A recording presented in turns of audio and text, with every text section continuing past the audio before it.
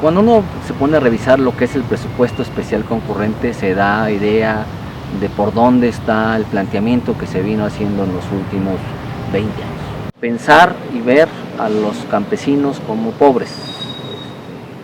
Y entonces, si yo los veo como pobres, la orientación de política pública que se diseñó en todos esos años es darles fundamentalmente apoyos de la vertiente social, ¿no? Es decir, apoyos asistenciales. Entonces no se les veían ni como productores agrícolas, ni como productores ganaderos, ni como productores forestales, se les veía como pobres.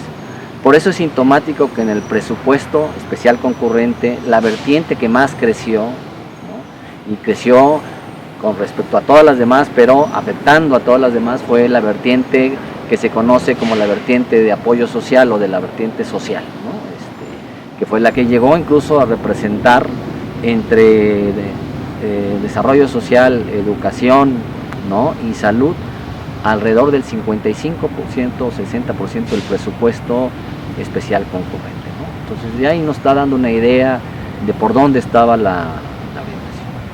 La decisión de ver a los productores pobres también generó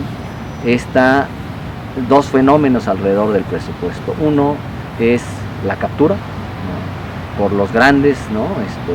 Que tenían las posibilidades de hacer la gestión, ¿no? Tenían la posibilidad de llegar a los funcionarios de alto nivel, etcétera, para ser beneficiados, ¿no? Por eso se habla especialmente de los presupuestos productivos, que serán altamente regresivos, ¿no? Y la otra, la intermediación, ¿no? Que ese fue el otro fenómeno, ¿no? La palabra de bajar recursos se volvió un hecho cotidiano, ¿no? Y el hecho sintomático es que a la mayoría de los productores no les llegaban los apoyos, ¿no? Era 1 o 2 programas a lo más que les podía llegar, y en el caso de los productivos fundamentalmente lo que se conocía como Procampo al principio, producción después Proagro, ¿no?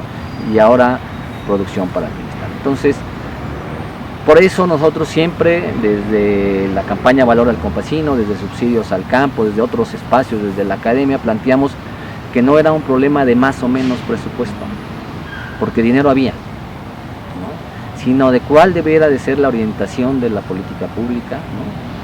Y que no tenía necesidad ni dar más dinero, ni tampoco tener una estructura programática tan amplia, que lo único que generaba era dispersión y que se pulverizara la política pública.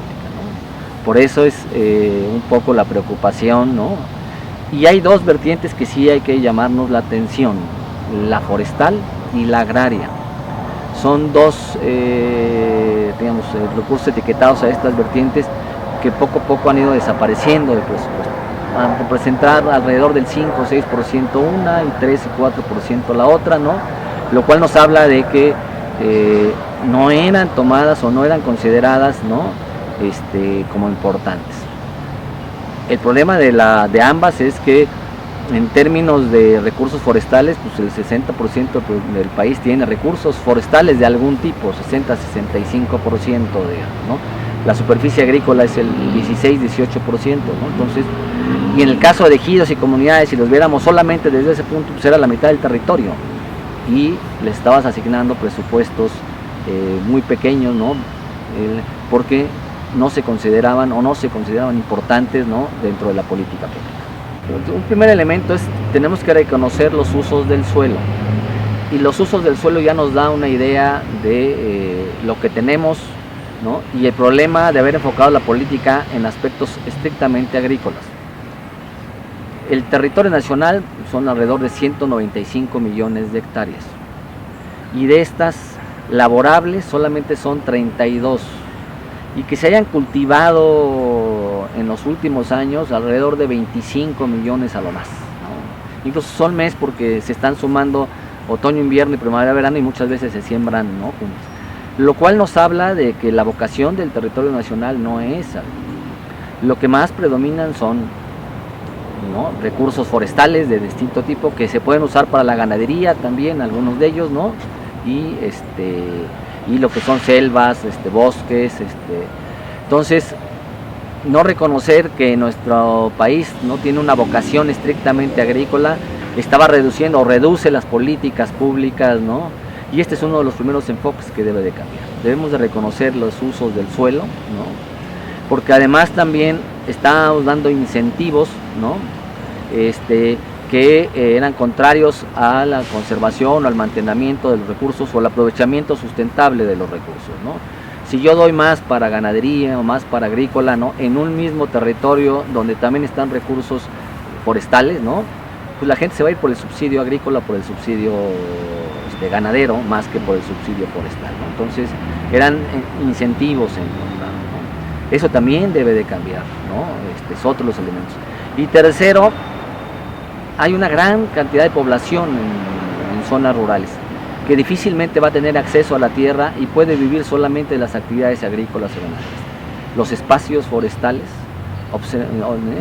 arrojan la posibilidad de diversificar el territorio y pensar en otras actividades productivas, ¿no?